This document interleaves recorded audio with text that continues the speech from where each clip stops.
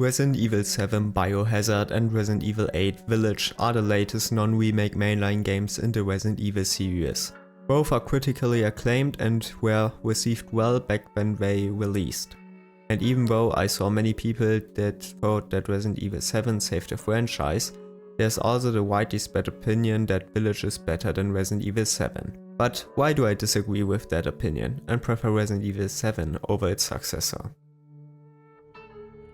Firstly, I want to say that there are plenty of things that I prefer in Village or things that I like or dislike equally in both games. For example, the hit feedback that is pretty meh in both games or the replayability that is better in Village, but that is a topic for another video.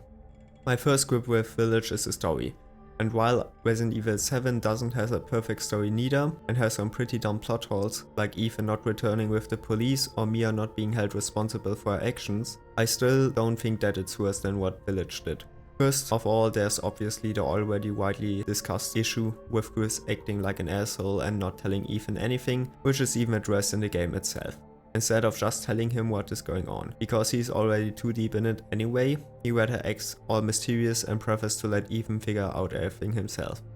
Apart from that, I also have some smaller gripes. I don't like how extremely rushed the villains are, especially compared to Resident Evil 7, but I will come back to that later. The Duke doesn't feel particularly fleshed out as well, which is probably how he is supposed to be similar to Resident Evil 4, but it doesn't really work for me because he gets an important role in the end and is much more involved in general. I'm also not a fan of how they keep hiding Ethan's face.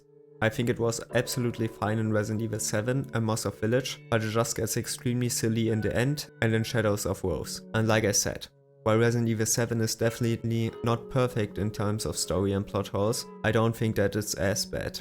I also don't mind how it's a bit more grounded and slower, but the Resident Evil franchise is already so over the top that I can hardly criticize that in Resident Evil 8.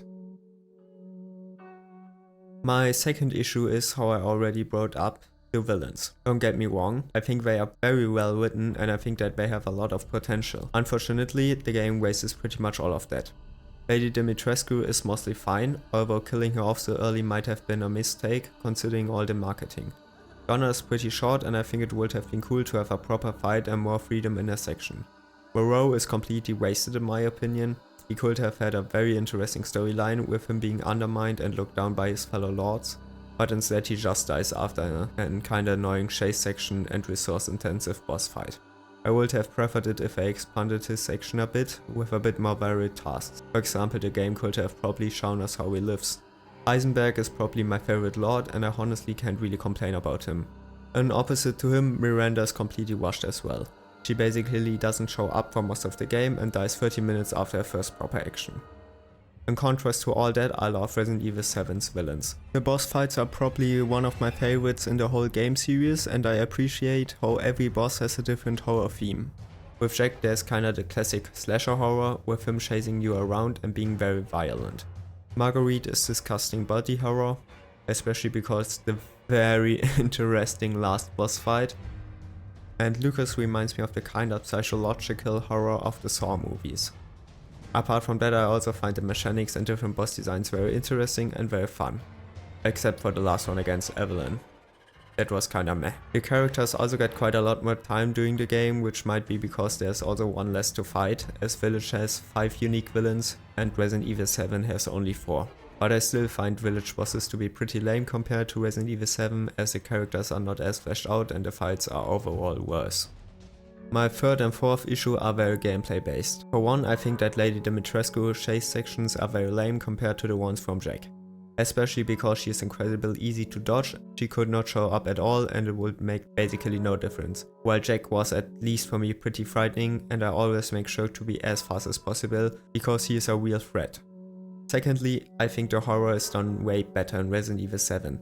And I'm not even talking about it being more scary in general, because I personally don't think that Resident Evil games are particularly scary anyway. When people talk about scary sections in Village, they usually refer to the baby chase section in the Beneviento Mansion. And while I agree that it was quite scary and gruesome the first time, it literally gets more boring every single new playthrough. For me it loses literally its whole scare factor because it's completely scripted. You just have to do the same every single time and I personally dislike that a lot. Although Resident Evil 7 has also a lot of scripted moments, especially in the beginning, which I don't find scary either, there are still plenty of decently scary moments in normal gameplay. For example, every time I had to go down that hell of a basement. So in general, I just think that Village is really half-baked in these two aspects, and the game would probably benefited if I had replaced the segments with some proper gameplay. These last issues also lead to the game kinda feeling like a Resident Evil theme park. While Resident Evil 7 is very self-contained and focused, Resident Evil 8 seems to try to include everything from the series.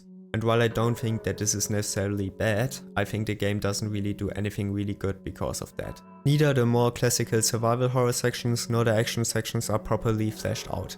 And for me, basically everything feels like the game doesn't want to commit to anything to please as much people as possible. For example, Dino Crisis 2 would be the complete opposite.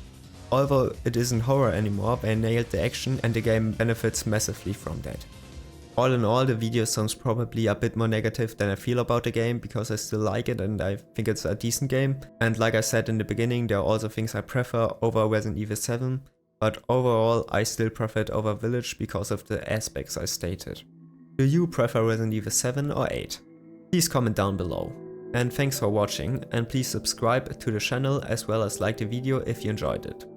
See you next time.